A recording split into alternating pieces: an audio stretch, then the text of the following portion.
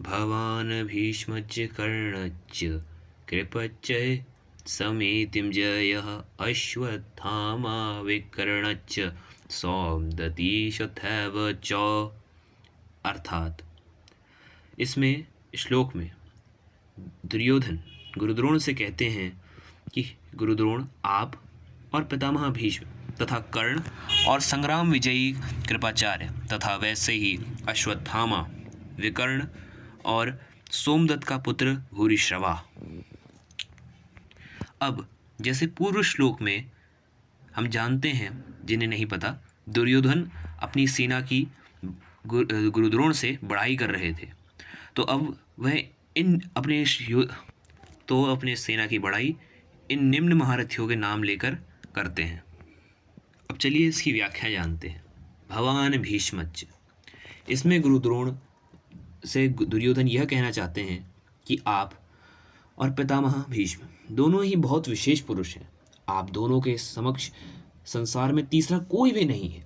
अगर आप दोनों में से कोई भी अपनी पूरी शक्ति लगाकर युद्ध करे तो देवता हो या राक्षस या फिर यक्ष या मनुष्य, उनमें से कोई भी इतना सामर्थ्य नहीं रखता है कि वो आपको हरा सके, कि वो आपके सामने टिक सके। पितामह भीष्म तो वैसे ही अबाल ब्रह्मचारी हैं और इच्छा मृत्यु ही हैं, अर्थात उनकी इच्छा के बिना उन्हें कोई मार नहीं सकता।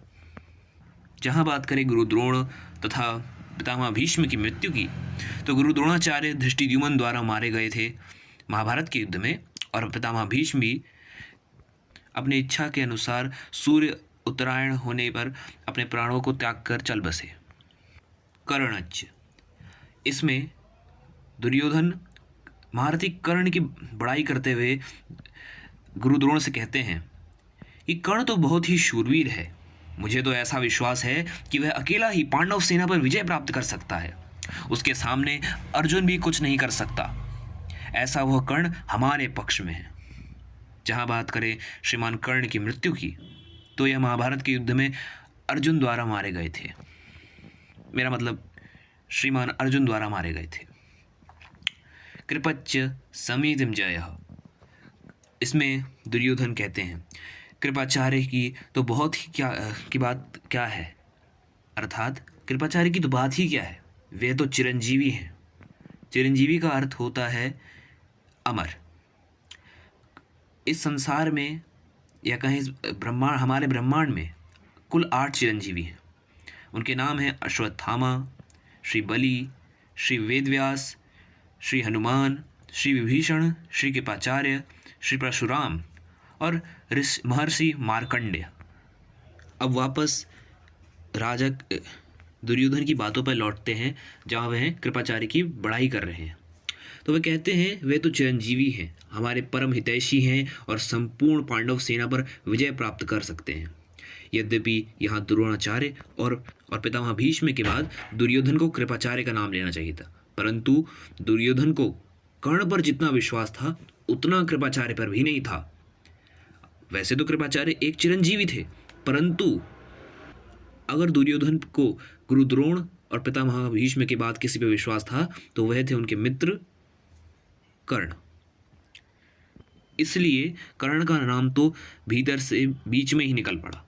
द्रोणाचार्य, गुरुद्रोण और भीष्म कहीं कृपाचार्य का अपमान न समझ लें, इसलिए दुर्योधन ने कृपाचार्य को संग्राम विजयी विशेषण देकर उनको प्रसन्न करना चाहा।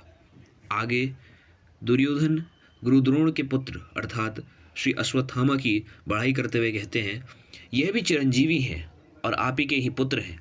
ये बड़े ही शूरवीर हैं। इन्होंने आपसे ही अस्त्र शस्त्र की विद्या सीखी है। अस्त्र शस्त्र की कला में ये बड़े चतुर हैं। जहाँ बात करें इनकी मृत्यु की, इनकी मृत्यु तो नहीं हुई।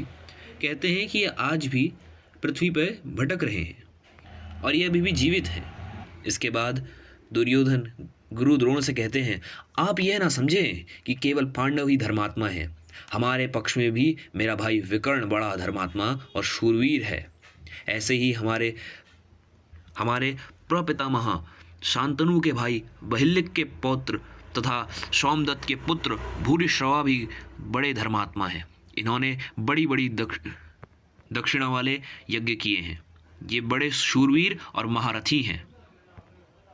जहाँ बात करें अब इन दोनों की मृत्यु की, तो श्रीमान विकर्ण श्री विगोदर भीम के द्वारा युद्ध में मारे गए और श्रीमान भूरिश्रवा सात्विकी के द्वारा मारे गए थे। यहाँ इन महारथियों और शूरवीरों का नाम लेने में दुर्योधन का यह भाव मालूम होता है कि हे आचार्य, हमारी सेना में आप, पितामह भीष्म, कर्ण, कृपाचार्य आदि जैसे महान पराक्रमी शूरवीर हैं। ऐसी पांडवों की सेना में देखने में नहीं आती। हमारी सेना में कृपाचार्य और अश्वत्थामा हैं, यह दो चिरंजीवी हैं, जबकि पांडवों की सेना में ऐसा एक भी नहीं है। हमारी सेना में धर्मात्माओं की भी कमी नहीं है, इसलिए हमारे लिए डरने की कोई बात नहीं है। मुझे आशा है आप लोगों को मेरी यह व्याख्या अच्छी लगी होगी। धन्यवाद।